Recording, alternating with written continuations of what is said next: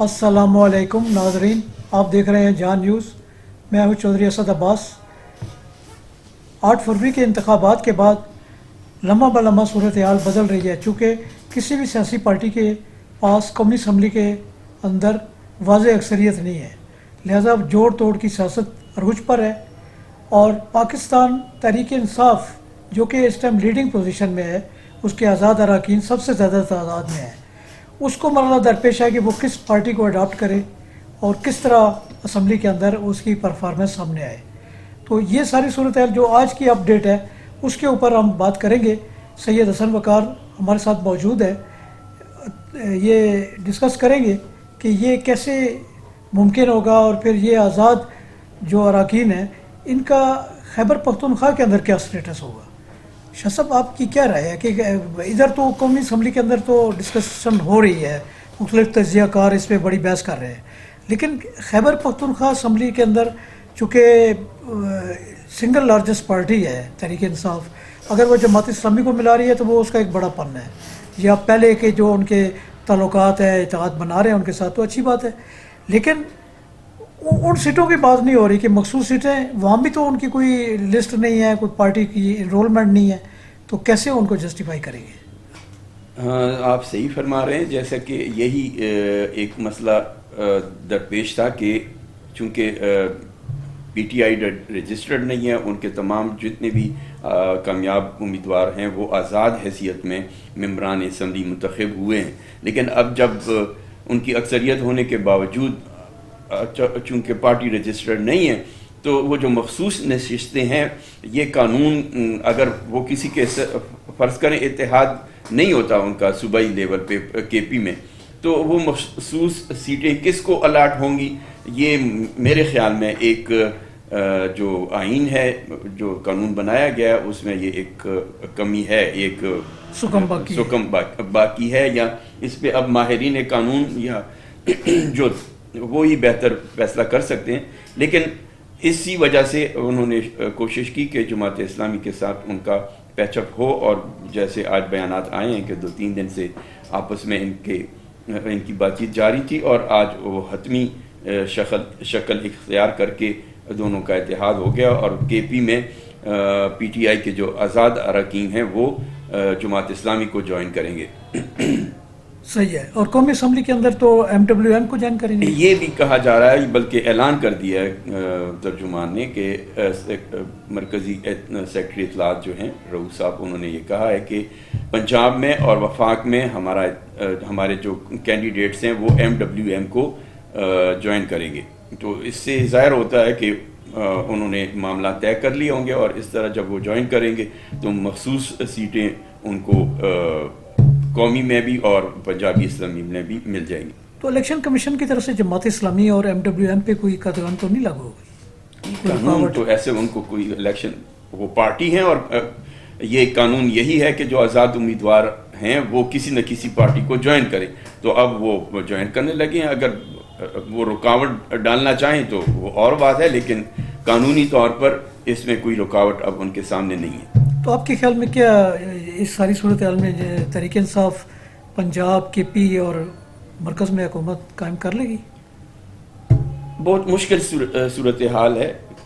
जो सीटों की पोजीशन है, न मुस्लिम लीग नून अकेले वज़ीर आज़म अपना चुन सकती है, और ना ही कौमी असम्बली में उनके पास यानी इतनी अक्सरियत है, ना ही पीपल्स पार्टी, और इवन के आज़ाद अरकान जो कि पाकिस्तान तहरीक इंसाफ के कैंडिडेट समझे जाते हैं, वो भी, उनकी भी तादाद वो नहीं है कि वो अकेले हुकूमत बना सकें। अब पाकिस्तान तहरीक इंसाफ के जो कायदीन हैं उनका कहना ये है कि हमारे जो कौमी असम्बली की मुतअद्दिद सीटें ऐसी हैं जो कि क्या कहें उनसे छीनी गई हैं रिगिंग के ज़रिए, तो वो अदालत में जा रहे हैं, और अदालत से अगर उनको ये चीज़ क्लियर होती है, वो नशस्तें मिलती हैं, तो उनका दावा ये है कि हम अकेले कौमी असम्बली में हमारी अक्सरियत ज़्यादा होगी, और हम अपना बग़ैर पीपल्स पार्टी या किसी और छोटी जमातों के इत्तेहाद के हम कौमी असम्बली में अक्सरियत में होंगे और वज़ीर आज़म अपना मुंतखब कर लेंगे। रही बात نواز شریف یا بلاول بھٹو زرداری کی ان کی بڑی جو خواہش تھی، بلاول بھٹو زرداری صاحب بھی جو تھے وہ ان کی خواہش تھی کہ نوجوان قیادت ان کی صورت میں ملک کی سربراہی کرے، لیکن ابھی لگتا یہ ہے اور اس خواہش سے وہ دستبردار بھی ہو گئے، انہوں نے تسلیم کر لیا کہ پاکستان پیپلز پارٹی کی چونکہ اکثریت نہیں ہے، اس لیے انہوں نے یہ آج طے کیا ہے کہ ہم پاکستان پیپلز پارٹی جو ہے وہ مسلم لیگ نون کو اپنا وزیر اعظم منتخب کرنے میں لانے میں ان کے ساتھ پاکستان پیپلز پارٹی تعاون کرے گی۔ بظاہر یہ ایک بیان لگتا ہے کیونکہ خواہشات جو ہیں وہ کبھی ہر وقت پورا ہونے کی ہر انسان کوشش کرتا ہے، اور یہ بہت بڑی خواہش ہے اس وقت جو موسٹ یعنی جن کو اہمیت حاصل ہے تمام یہ پارٹیز میں، وہ پاکستان پیپلز پارٹی کو حاصل ہے، کیونکہ اگر پاکستان پیپلز پارٹی پاکستان مسلم لیگ نون کی حمایت نہیں کرتی تو ان کی جو وزیر اعظم لانے کی خواہش ہے وہ پوری نہیں ہوتی، اور اس خواہش گورنمنٹ ان کی بنتی ہے۔ تو مجھے جو نظر آتا ہے وہ پاکستان پیپلز پارٹی کوشش کرے گی کہ صدارت ان کو مل جائے۔ صدارت نہیں، وہ تو ان کی کوشش وہ لے بھی سکتے ہیں اگر وہ ضد کریں تو، اور عمران خان یا پی ٹی آئی کو مرکز میں حکومت بنانے سے روکنے کی اگر ان کی پالیسی ہو تو وہ آپس میں اتحاد کرنے کے لیے مجبور ہیں۔ وہ مجبوری اور بھی ہے، صرف یہ نہیں ہے کہ ان کی پارٹی حکومت نہیں بنا سکے گی۔ اگر پارٹی نہیں بنتی اور پاکستان تحریک انصاف کی قیادت آتی ہے تو ان کو اور بھی معاملات ہیں جن سے وہ خوف زدہ ہیں کہ یہ ان کی جب عمران خان کی حکومت آئے تو ہمیں پھر ملک چھوڑنا نہ پڑ جائے یا جیل دیکھنی نہ پڑے۔ نہیں، عدالتیں تو کہہ رہی ہیں کہ آپ الیکشن ٹربیونل میں جائیں، وہ لازمی بات ہے، راستہ وہی ہے۔ الیکشن ٹربیونل تو پھر ٹائم نہیں لگا دے گا؟ یہ چاہیے تو نہیں۔ اگر آج مثال دی جا رہی ہے کہ قاسم سوری جو ہیں وہ چند سیٹوں کے اوپر پورا ٹینیور ممبر قومی اسمبلی اور ممبر قومی اسمبلی کے علاوہ ڈپٹی اسپیکر بھی رہے، تو پھر ہنسنے والی بات ہے کہ نہیں؟ یعنی آپ کا خیال ہے کہ کیسز بھی چلتے رہیں گے، وہ اسمبلی میں پرفارم بھی کرتے رہیں گے؟ تو یہ تو لیکن ہماری عدالتیں بھول جاتی ہیں۔ میاں نواز شریف صاحب کے بھائی میاں شہباز شریف عدالت کو لکھ کر دے گئے تھے کہ جی میں ذمہ دار ہوں گا، یہ باہر جائیں گے اپنے علاج کے لیے، اگر علاج اور اتنی مدت میں واپس آئیں گے، نہ آئیں تو جیسے عدالت بھول گئی وہ بھی بھول گئے۔